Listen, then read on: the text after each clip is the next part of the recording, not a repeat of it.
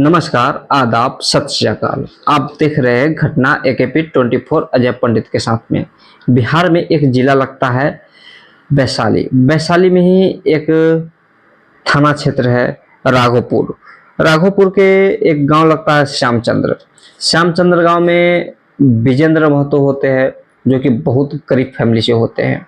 एक भैंस रखे हुआ था और भैंस का दूध बेचकर अपना वो भरण पोषण अपने फैमिली का कर रहा था। उनका 5 बच्चा होता है और बीवी समेत वो 7 लोग घर में रह रहे थे। जो कि एक दिन क्या होता है कि उनका भैंस चोरी हो जाता है। वो भैंस ही एक उनका भरण पोषण था घर का, और जो भैंस के दूध से पैसा आता था उसके वजह से उसका फैमिली चलता था, परिवार चलता था। और वही भैंस उसका चोरी हो गया। वो भैंस चोरी हो गया तो वो चोरी के वजह से वो ढूंढना चालू कर दिया चारों तरफ। पुलिस का भी सहारा लिया, लेकिन सफलता हाथ नहीं लगी उन्हें। और उसमें उनका 1500 रुपये खर्च हो गया खोजते खोजते, लेकिन वो उसका भैंस मिला नहीं। तब जाके किसी से पता चलता है कि तुम्हारा भैंस उसके पास हम शायद देखे हैं।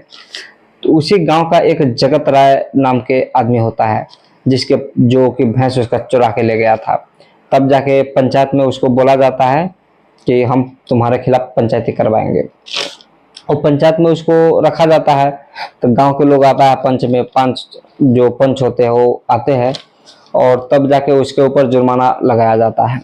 जुर्माना ये लगता है, जो जिसका भैंस चोरी हुआ था वो ये बोला कि मेरा भैंस इसने तो चुरा ही लिया है, चलिए कोई बात नहीं, चुरा लिया, लेकिन मेरा जो खर्च हुआ है भैंस को ढूंढने में, वो मेरा पैसा बस 1500 रुपया दे दे, और हम आगे की कार्रवाई नहीं करेंगे, हम कानून कार्रवाई नहीं करेंगे, हम थाना में नहीं जाएंगे। तब जाके क्या होता है कि उसके ऊपर जुर्माना ठोक दिया जाता है 1500 का, और बोलता है कि फलाने फलाने डेट का और तुमको ये पैसा दे देना है। तो जगत राय भी मान जाता है। तब जाके फलाने फलाने डेट जब सामने आती है तो वो पैसा देने से इनकार कर देता है, पैसा नहीं देता है। फिर एक बार पंचायत में उसको बुलाया जाता है, तो पंचायत में फिर एक डेट दिया जाता है, फिर डेट लेता है, लेकिन उस डेट में भी पैसा नहीं देता है।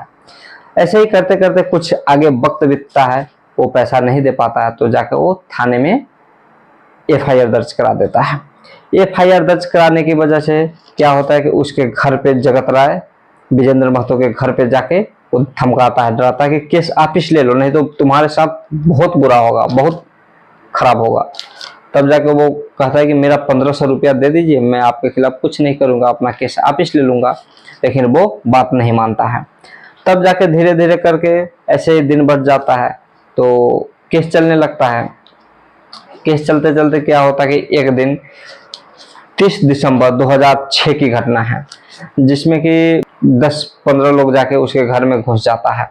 घर में घुसने के बाद में विजेंद्र महतो जो होते हैं, उनके मुंह में कुछ कपड़ा ठूस दिया जाता है, और चारों तरफ से किरासन तेल होता है, मिट्टी का तेल जो आता है, वो चारों तरफ से उसके घर के चारों तरफ से डाल देता है।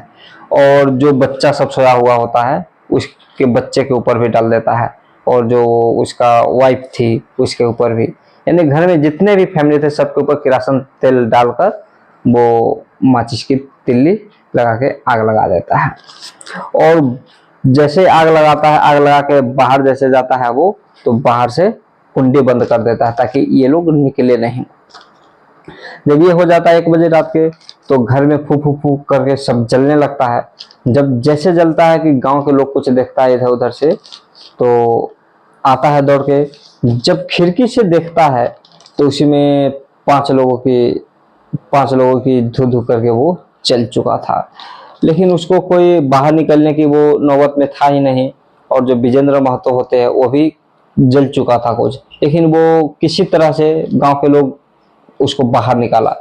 बाहर निकालने के बाद में उसको बगल के अस्पताल में ले गया गया, जो कि राघोपुर जो अस्पताल होता है उसमें ले गया। तो जाने के बाद में वहाँ पे लगभग रिपोर्ट में पता चला कि 30 से 40% उसका जल गया था शरीर। ये सब घटना सुनने के बाद में पूरे प्रदेश में आग की तरह फैल जाती है बात। जैसे ही आग की तरह बात फैलती है, उसमें जो जलने वालों में पत्नी बॉबी देवी, नीलम कुमारी 12 साल का उसका लड़की होती है। पूनम कुमारी 10 साल की उसकी लड़की होती है। बेटा 8 साल का होता है सूरज कुमार, और एक और बेटा होता है अनिल कुमार, और तीसरा बेटा होता है राजेश कुमार, जो कि ये सब जल का खाक हो चुका था, और उसकी पत्नी भी जल के खाक हो चुकी थी, और वो जो बचा हुआ था वो विजेंद्र महतो, वो 30 से 40% जला हुआ था। तब जाके क्या होता है कि जब आग की तरफ फैल जाता है तो अगल बगल से इधर उधर से बहुत लोग आते हैं, गांव के आसपास के भी लोग जब वो घटना सुनता है तो दौड़ के आ जाता है देखने के लिए।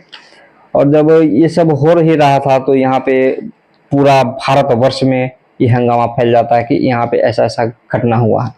तब जाके बिहार सरकार को मिर्ची लगती है, और मिर्ची लगने के बाद में वो भी घटना स्थल पे पहुंचते हैं। एक पे एक बड़े बड़े नेता, वो ऑफिसर जाके वहाँ पे देख रहे थे, और देखने के वजह से क्या होता है कि वहाँ के राघोपुर थाना क्षेत्र का बगल में एक चौकी होता है, रुस्तम चौकी के नाम से जाना जाता है। तो वहाँ का एक अंजनी कुमार होता है। अंजनी कुमार के साथ में बड़े बड़े ऑफिसर आते हैं, ऑफिसर सब देखने लगते हैं। देख कर क्या होता है कि घटनास्थल का जायजा लेते हैं। वहाँ पे बड़े बड़े नेता नीतीश कुमार, लालू प्रसाद यादव, उस समय जो रामविलास पासवान थे, बड़े बड़े नेता वहाँ पे घटनास्थल पे पहुँचता है और जाके घर का जायजा करता है। वहाँ पे कुछ घोषणा भी किया जाता है, इतना इतना रुपया देंगे, ऐसे बहुत तरह की घोषणा की जाती है। तब जाके क्या होता है कि इस पुलिस उसको हिरासत में लेता है। जाके 3 आदमी का नाम आता है। 3 आदमी में जिसका कि कोर्ट में केस जाता है, तो कोर्ट में केस जाने के बाद में तीनों आदमी का फांसी का सजा सुनाई देता है। 30 अक्टूबर 2009 को तीनों को फांसी की सजा सुनाई जाती है, जो कि जगत राय, बच्चा बाबू राय और दीपक राय उर्फ विपत राय, इन तीनों को फांसी की सजा सुनाई देती है। ऐसे ही वो अपील दायर करते हैं आगे चल के कोर्ट में। तो बड़े कोर्ट भी होते हैं, उससे बड़ा कोर्ट जो बोलता है कि जो छोटा कोर्ट में फैसला हो गया वो यहाँ भी सेम रहेगा। तब उसके बाद में राष्ट्रपति के पास जाता है अपील दायर लेके, तो वहाँ भी उसको खारिज कर दिया जाता है। उस समय रामनाथ कोविंद राष्ट्रपति थे, लेकिन खारिज कर दिया जाता है। और दोस्तों उसमें से क्या होता है कि 2 को फांसी की सजा सुनाई जाती है, बाद में चल के जो अगला कोर्ट में जाता है 2 को फांसी की सजा बरकरार रहती है और 1 को उम्र कैद। और बोला जाता है कि इसको उम्र कैद में जब तक ये जिंदा रहे तब तक इसको जेल के अंदर ही रखा जाए, बाहर कभी न निकाला जाए, क्योंकि ऐसा घिनौना काम किया है, शायद इंसानियत के लिए ये अच्छा नहीं है। तो दोस्तों यह घटना सुनाने का उद्देश्य मेरा किसी को गलत बनाना नहीं है और किसी को परेशान करना नहीं है, बल्कि आपको सतर्क रखना है, होशियार करना है। जय हिंद, जय भारत।